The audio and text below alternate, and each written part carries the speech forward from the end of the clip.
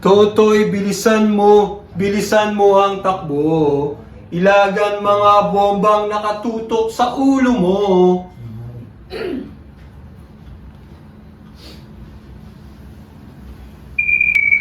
My countrymen, as of the 21st of this month, I sign Proclamation 10081 placing the entire of Philippines under martial law.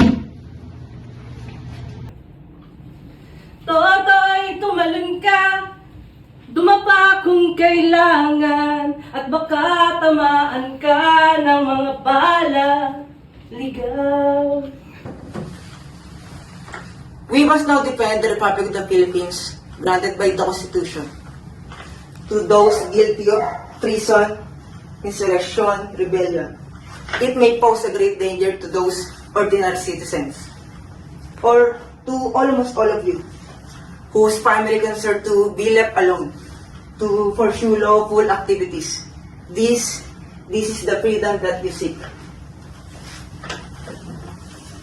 Totoy, makinig ka. Huwag kang magpagabi. Baka pagkamalan ka't umandusay dyan sa tabi. Totoy, alam mo ba kung ano ang punot dulo ng di matapos-tapos na kaguluhang ito?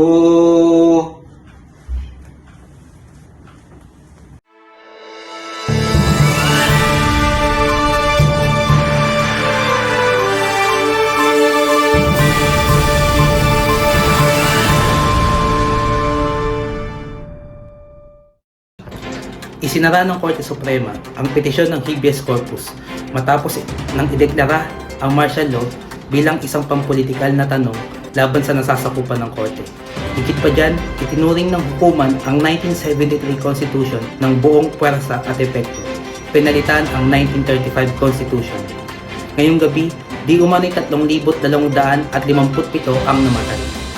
Narito ang mga kabataan ng eskwelahang ito kung saan ang mga estudyante ay nalalayon ukol sa martial law. Narito ang isang aktivista. Ano ang masasabi mo sa martial law? Nawawalan na ng mga boses ang mga estudyante. Ang mga mamamayan ay di na nakakahinga. Nakukulong ang mga nagsasalita, pumapatay para sa kani-kanyang binabalak. Ang curfew, hindi na makatarungan. Kaya sa mga nanonood ngayon, ano ba ang gusto niyong mangyari? Ano ang gusto mong sabihin sa mga nakakataas? Habang kayo'y nakaupo, ang mga nasa baba ay nagkakanta-kuba na sa hirap. Akala ko ba kaginhawaan ang nais mong mangyari? Pero bakit parang sa inyo lang yun? Paano naman kami? Paano naman kami? Anong ginagawa mo sa oras ng gabi? Ate! Kababae mong tawa! Ate! Aktivista ka ba? Hindi po! Sinungaling! Wag po! Wag po!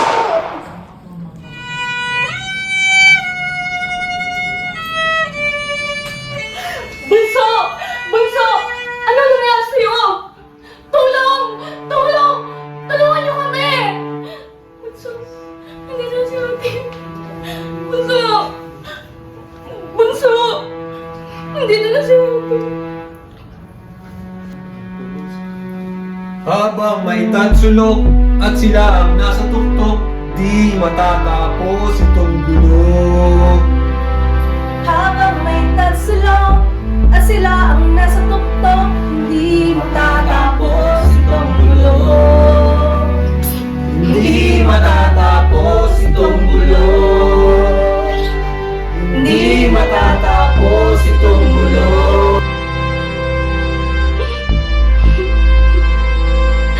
Naserte yung kapatid ko.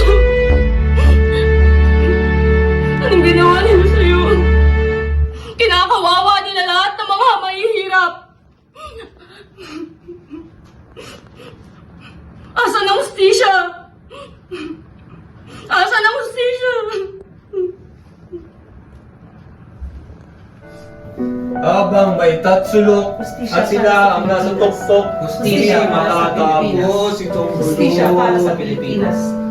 Habang may tatsulok at sila ang nasa tuktok, di matatapos itong gulo. Hustisya para sa Pilipinas. Habang may tatsulok sa Pilipinas. at sila ang nasa tuktok, di matatapos Hustisya para itong sa gulo.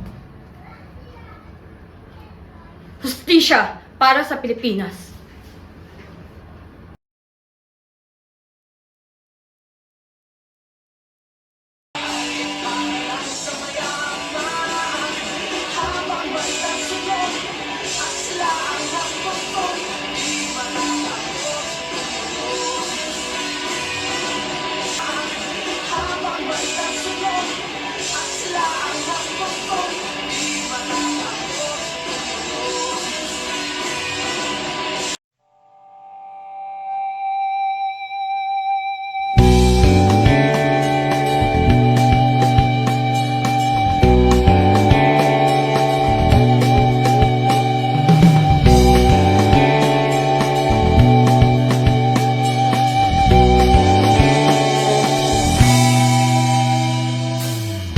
Toto'y bilisan mo takbo.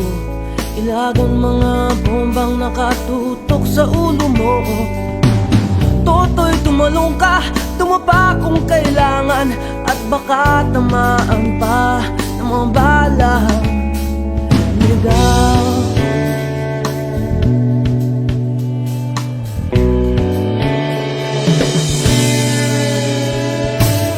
Toto'y makinig ka, huwag kang magpagabi.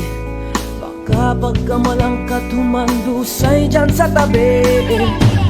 Toto'y alam mo ba kung ano ang punot dulo nang di matapos-tapos na kaguluhan ito? Hindi pula't dilaw, tunay na makalaban. Ang kulay at tatak ay di siyang dahilan. Hanggat marami ang lubog sa kahirapan, at ang hustisya ay para lang sa mayaman.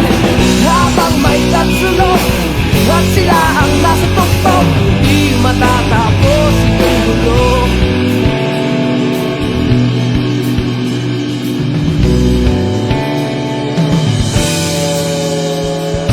Limitas ang hininga ng kairaming mga tao.